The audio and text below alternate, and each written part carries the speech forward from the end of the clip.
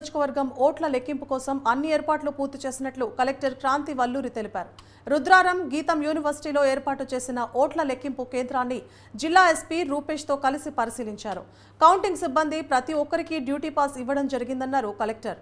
పాసులు ఉన్న వారిని మాత్రమే లోపలికి ప్రవేశం ఉంటుందన్నారు. Postal ballot, EVM ballot counting ఉదయం 8 గంటలకు ప్రారంభమవుతున్నాయని చెప్పారు. కౌంటింగ్ కేంద్రం దగ్గర 3 అంచుల భద్రతా ఏర్పాట్లు చేయడం జరిగిందని ఎస్పీ రూపేష్ తెలిపారు.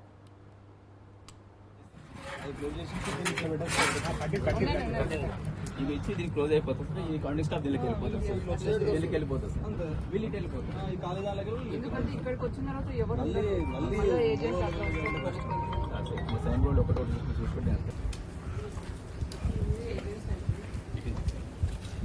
అటేమో వాళ్ళ ఆటో వెళ్తారు.